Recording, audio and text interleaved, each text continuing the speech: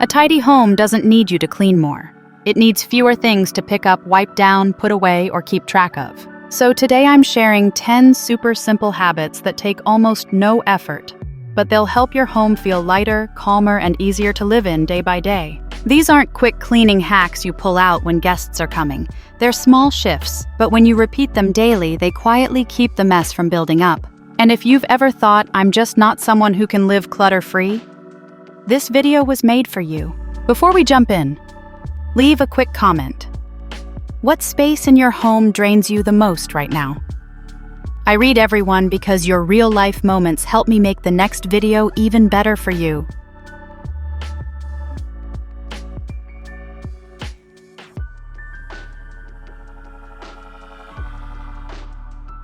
Let's start with habit 1, the 1-minute rule. If it takes less than a minute, just do it right now. That means, put your shoes away instead of leaving them by the door. Toss the empty packaging instead of setting it on the counter. Put the cereal bowl straight into the dishwasher instead of the sink. These are tiny things, but when you don't do them, they build up fast. And suddenly, it's the end of the day and your space feels overwhelming not because of one big mess, but because of a bunch of small ones that piled up. This rule helps you cut that off before it happens. It's not about being a neat freak, it's about avoiding decision fatigue later. I used to leave things thinking I'll do it later, but later never came and I'd end up with 10 little messes that now took an hour to fix. Now I ask myself, will this take under a minute? If the answer is yes, I knock it out. And honestly, it's one of the biggest things that's helped my home stay under control. And speaking of control, next video, we're breaking down the biggest decluttering lies we've been told. Like why you just need more storage is actually keeping your home more cluttered. Don't miss that one. It might change the way you think about your stuff forever. But first, let's get back to the next low-effort habit.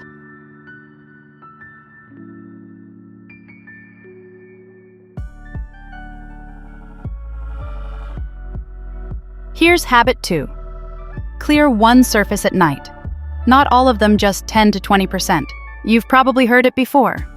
Keep your counters clear. And honestly, if someone had said that to me a few years ago, I might have laughed or rolled my eyes. Because by the end of the day, I'm tired. Like, sit on the floor tired. That's why I'm not asking you to wipe down your whole kitchen or clear off the entire dining table. I'm just saying pick one little spot. Maybe it's the corner of your kitchen counter. Maybe it's your coffee table or the pile at the end of your dining table. Toss a couple papers, put the cup in the sink, wipe 1 square foot. That's it. It takes maybe 2 minutes. But when you wake up tomorrow, you'll notice that one clean spot makes your whole space feel calmer. This isn't about being perfect. It's just about giving yourself a win so your brain doesn't feel like it has to start from zero every morning.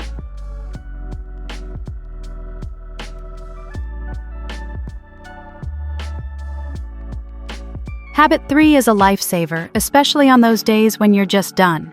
It's this, have one catch-all basket in your main living space.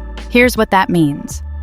You grab a small basket, nothing fancy, and you put it somewhere easy to reach, but not in your face. Mine sits on a shelf near the stairs, kind of out of sight, but close enough to toss things in. Throughout the day, when I come across little items that don't belong, a toy, a receipt, a hair clip, random mail, and I don't have the time or energy to put them away properly, I toss them in the basket. Then, when the basket starts getting full every few days or so, I take 5 minutes to empty it out and put things where they actually belong.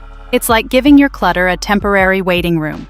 It keeps your surfaces clear, your brain calm, and your home looking way more pulled together than it actually is. Because let's be honest, sometimes we're just not in the mood to deal with every single thing right away. This habit gives you grace without letting mess take over.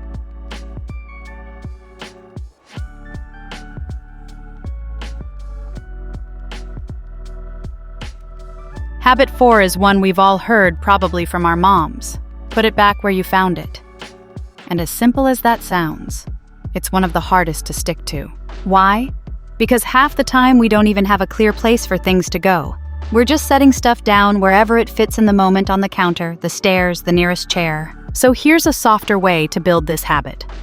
Start by creating one reliable home for the things you lose the most. For me, that was keys, my phone, sunglasses, and whatever mail I brought in. I threw some hooks by the front door, dropped a small tray for keys and change and added a little basket for mail. Now, when I walk in, those items automatically go where they belong. It's one small action that prevents 10 future frustrations. Once you build that habit in one spot, it creates momentum. You start thinking, okay, where should this thing live? And suddenly your home becomes easier to manage. This isn't about perfection. It's just about giving the important things a place so you're not constantly retracing your steps or yelling, "Where did I put that?" when you're already running late.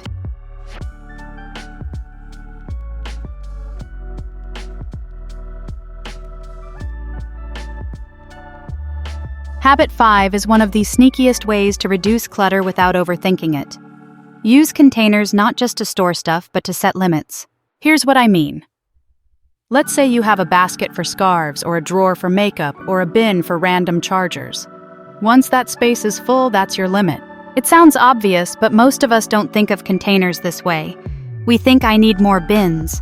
But really, we need fewer things inside the bins we already have. When you treat the container as the boundary, not the storage solution, it becomes way easier to declutter. You're not asking, "Do I need this?" You're asking, "Does this fit?" And that small shift takes away a lot of the guilt and decision fatigue. Because when something doesn't fit, it's not about the item being bad, it just doesn't belong in that container anymore. One of my favorite places to start this is in the entryway closet. Toss all the loose hats, gloves, and scarves into one basket. If it overflows, time to sort through and let go of a few. Containers create limits, and limits create clarity without needing big decluttering sessions all the time.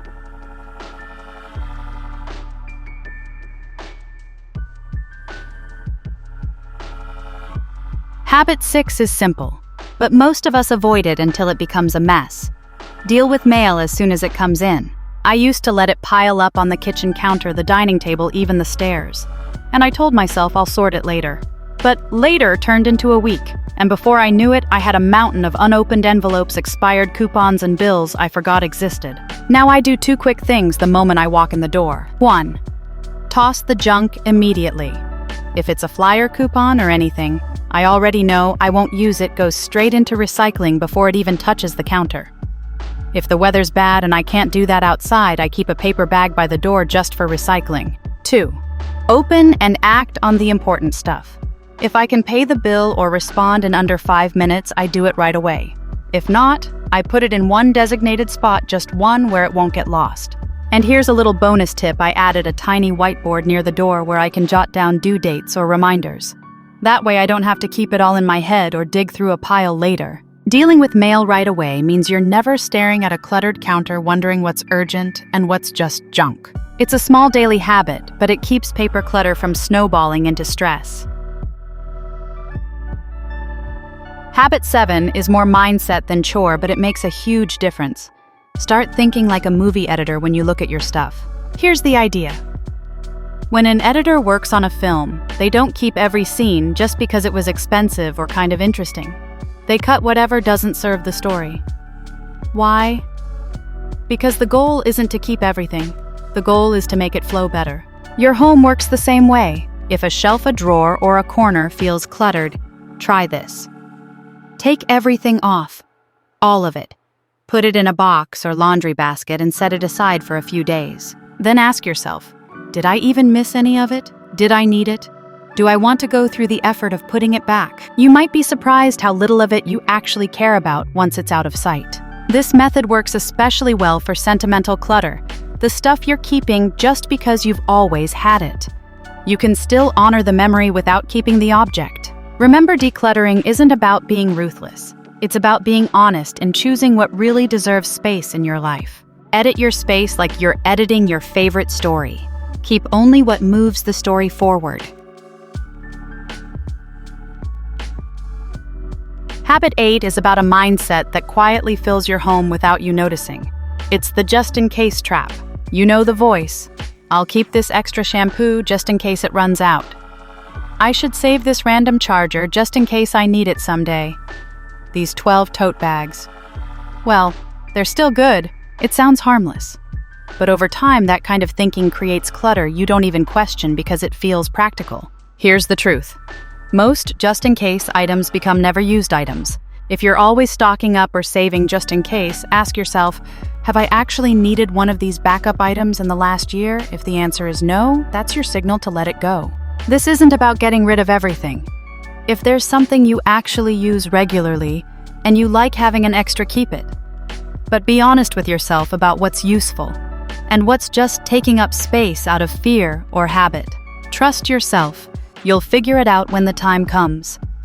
You don't need to prepare for every possible scenario to have a peaceful home.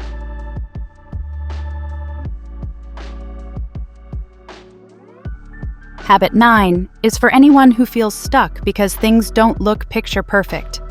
Let's say this clearly: your organizing system doesn't have to be beautiful, it just has to work. I used to think I had to wait until I had the perfect bins matching labels or a full Pinterest-worthy setup before I could get started. So I kept putting it off, and my clutter kept growing. Then I grabbed a couple of old boxes from a recent delivery, slid them onto a shelf, and boom, I had a place for things to go. It didn't look amazing, but it worked. And honestly, that's the most important part. If all you have right now are shoe boxes, repurposed baskets, or plastic tubs from under your sink, start there. Start with what you already have. You can upgrade later if you want, but don't let the lack of pretty stop you from making progress today.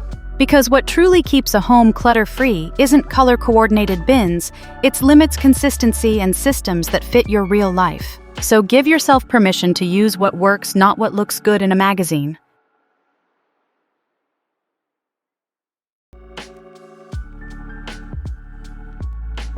Habit 10 is one of my favorites because it barely feels like decluttering at all.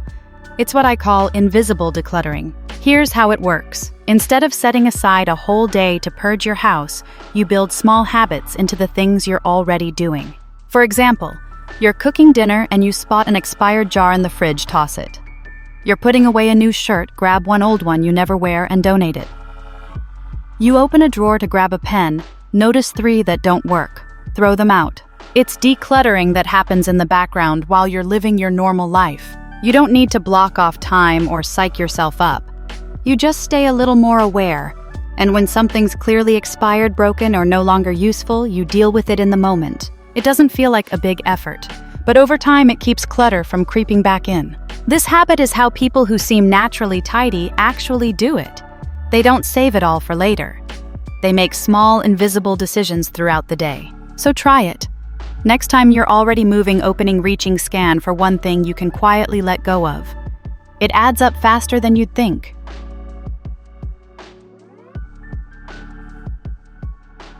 That's it. 10 low-effort habits that really can make your home feel lighter, calmer, and easier to care for. And remember, you don't need to do all of them at once. Even just picking 1 or 2 and repeating them this week can start shifting the way your home feels. This isn't about perfection. It's about building a life that feels more supportive, one small, realistic habit at a time. Let me know in the comments. Which of these habits feels the most doable for you right now? I'd love to hear what you're working on in your own space. And if this video helped you feel a little more in control, a little less overwhelmed, go ahead and subscribe. That tells me this is the kind of content you want more of. And next time, we're flipping the script. We're talking about the 10 biggest decluttering lies, the things we've been told that actually make it harder to keep our homes clear. Spoiler, it's not your fault. You've just been working with some bad advice. So I'll see you there, and until then, take it slow, be kind to yourself, and remember, small steps count.